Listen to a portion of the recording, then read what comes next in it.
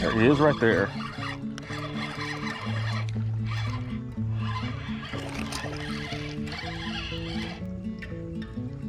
Man, that's so much fun. Easy, easy, buddy. Come on back around here. Come on.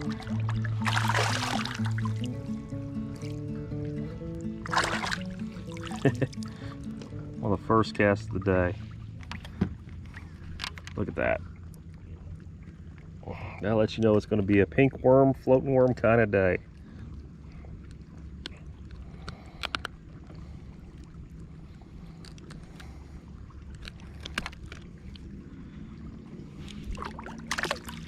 You know, a few baits actually get made fun of as much as the pink floating worm.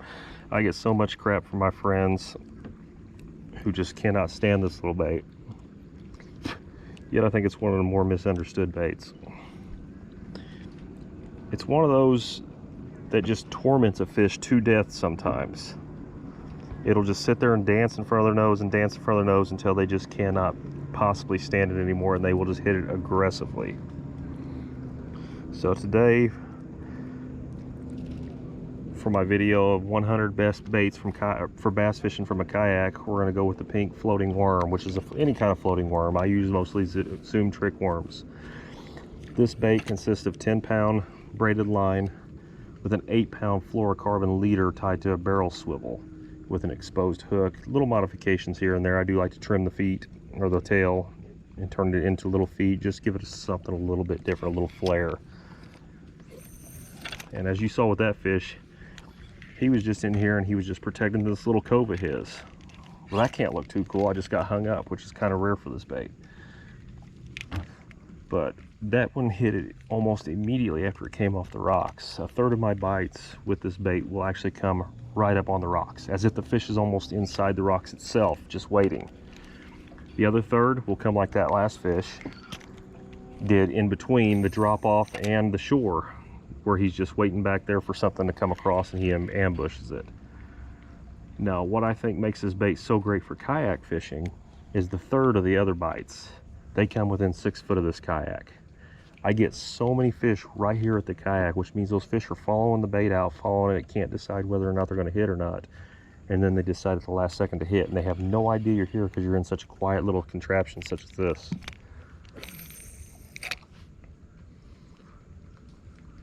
But the way I work these things is I'll throw it right up on the rocks and I'll just kind of drag it for a second, and then once it gets to that drop off, just start jigging it. Jig it a little bit, jig it. And most bites you will either see right as soon as they hit, they're on the surface as soon as you throw up there, or you will actually feel it when you're jigging it. Not too often does your line jump enough for it to indicate a bite. At least not in my experience.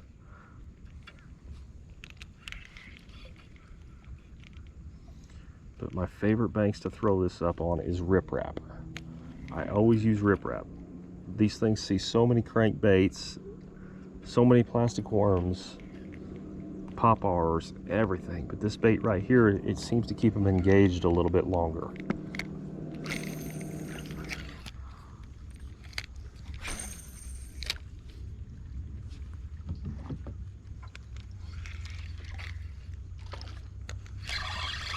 See that one?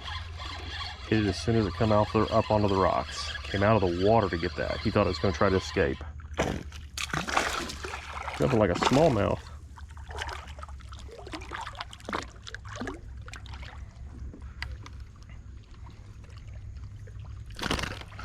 He's a wild little man.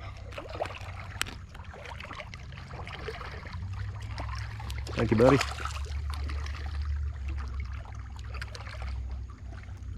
Now, there are times when the floating worm is really ineffective. The times to avoid throwing this is any time the water temperature is below 50 degrees. Fish are inactive and they do not wish to chase these baits. High skies after a front. Once a front is pushed through, the bait is no longer an optimal choice. And any time that there is a north wind, I very rarely catch these fish when I'm fishing during a north wind.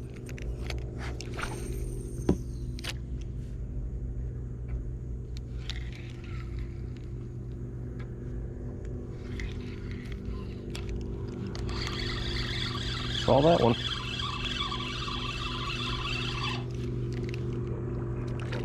Oh, he's bigger than I thought.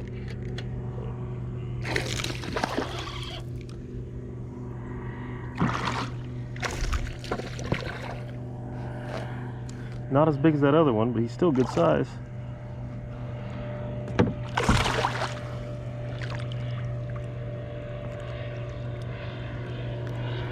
Yeah, that's a good one there. Take that anytime. Anytime, any place.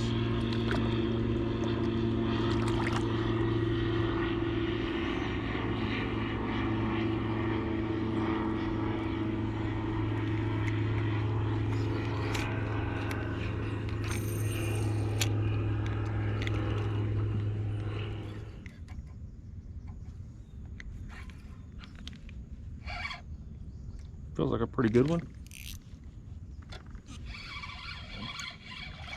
It's a bass. Yeah. Pretty decent.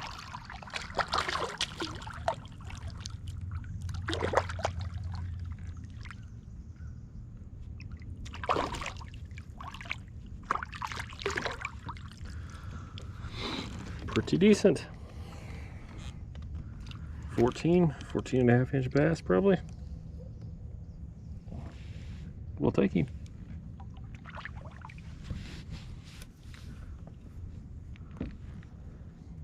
Since we've already discussed on when to avoid throwing the trick worm, the best time to throw these things, the times that I absolutely love having one of these in the boat, is anytime you have sustained southerly winds for 2 to 3 days. That second or third day, usually they will hammer this bait. Anytime during a front, this is a really good time to fish this worm fast, and of course the pre and post spawn time. Fish are actively feeding at those times, and even Right there, after around. post spawn, they will actually hit a floating Stuff worm on the wall. because it's a low risk, high reward play for them. They spend very little energy. Very common thing.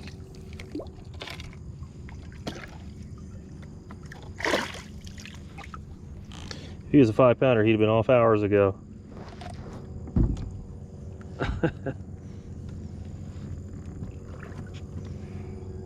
Catch a lot of little bass off these boat ramps. Fun nonetheless.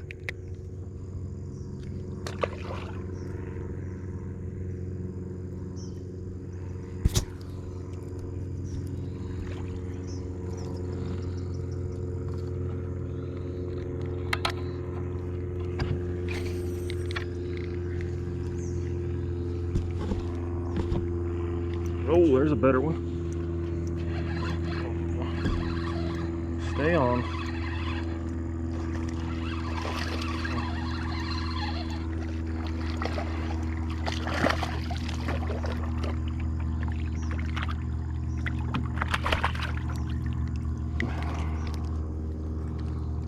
Think boat ramps won't work? It's actually, I had a bite on the other side on my first cast.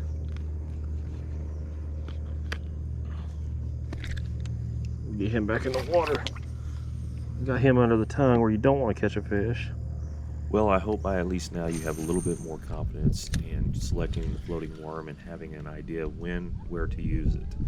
It is one of the top 50 baits, in my opinion, that you should learn to master, as you can go behind others when they simply can't catch them and the fish are wanting something just a little more subtle. So next time when trying to learn a new bait, don't overlook its simplicity and the fact that it will catch an absolute ton of fish on the right conditions.